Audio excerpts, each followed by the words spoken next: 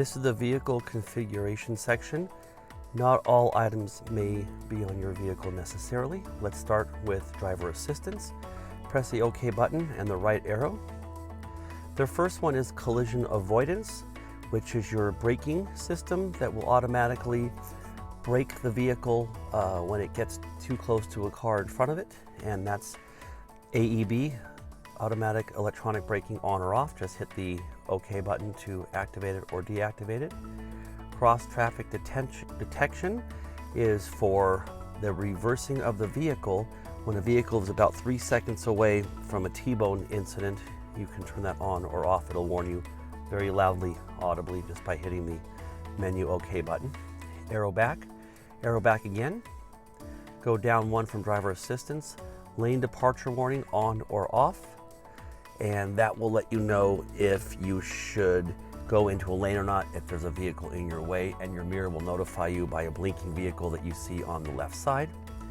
The blind spot monitor, on or off again with the OK button, is your blind spots. If there's a car coming near you, again, in your blind spot, it will alert you and you will be notified on or off with the button that says OK on your steering wheel.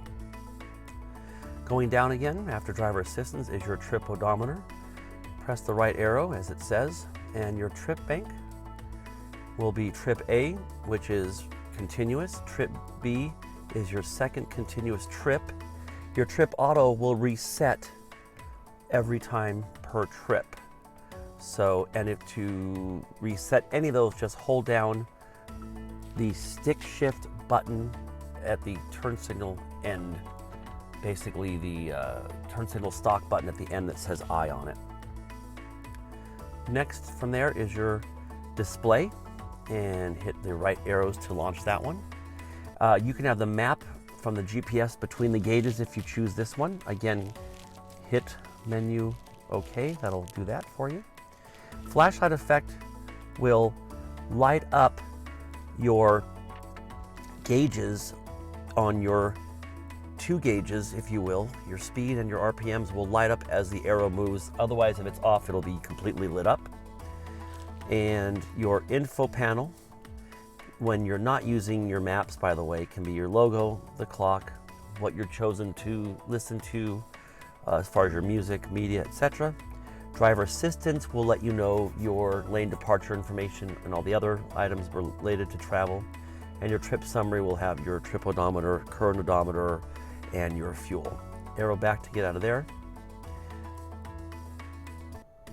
Your theme can be changed by pressing arrow up and down to choose it, and your OK button will make your graphics change on your gauges.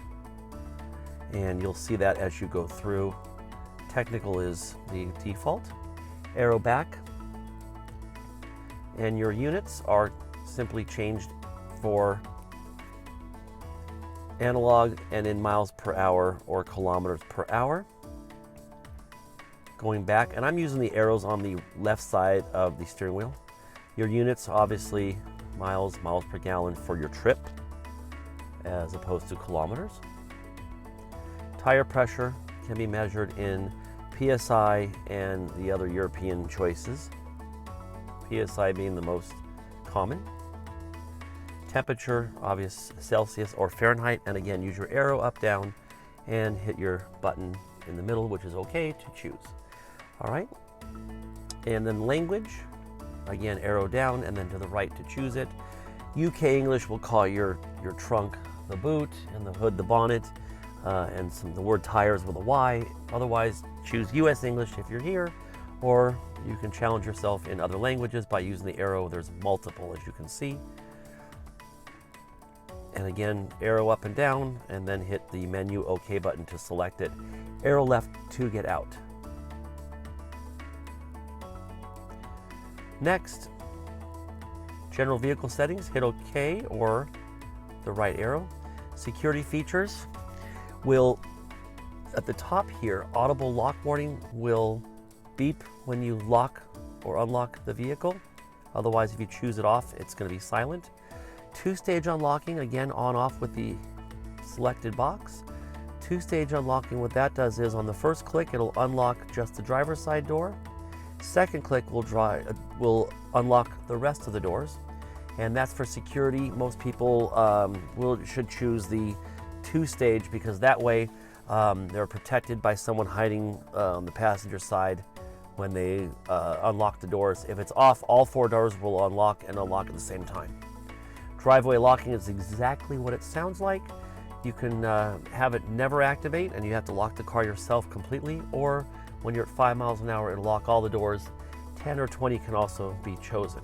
And use your arrows to choose and hit the OK button to select. And your convenience features, arrow to the right once you choose it. Reverse mirror dip is when you put it in reverse, it'll dip down so you can see the curb. Windows global open or close. Those are selected when you hold down the unlock button.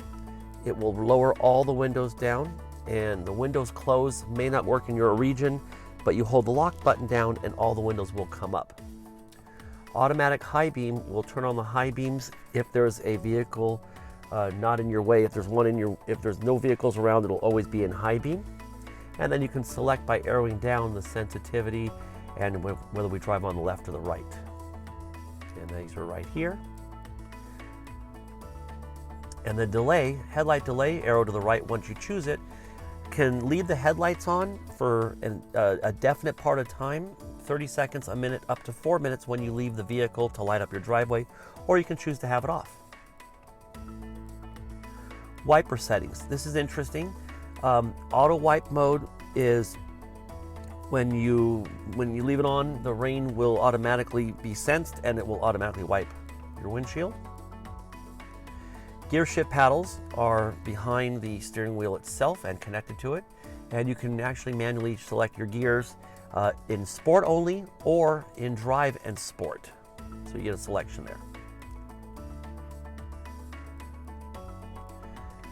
All right, so now we arrow left to get out of there and then go down again, and you're now at vehicle information. So a warning will come on if the door is open, you're low on coolant, and this is an acknowledgement. Tire information. Tire pressure monitoring load setting is simple. If you have a lot of people in the car and you have a lot of luggage or gear or whatnot, you might want to put it on normal load. If it's just you, you probably want it on light load. It just lets you know the sensor is very sensitive and will come on at an appropriate time. Recommended pressures are displayed here, so you know that your front and rear loads pressures are there and their normal would be higher. Your current tire pressures when the vehicle is stopped tells you your recommended in parentheses and your actual. This one is high right now because it's being stored, this vehicle, so we're a little high. Your next service will tell you here, and this one is not till 19,400 miles. And again, this is done when the car's off, but your ignition is on. The last alarm just simply means if the car was tampered with, doors left open or whatnot, it'll tell you. And again, we always use the arrow left to get out. And the VIN number of the vehicle can be easily accessed here if you need to read it to somebody. And let's get back out of there and arrow down to the next. So your source is simply your source of entertainment. Whether you have Sirius XM radio, Bluetooth on, connected iPod, it's all going to be chosen here, arrow up and down.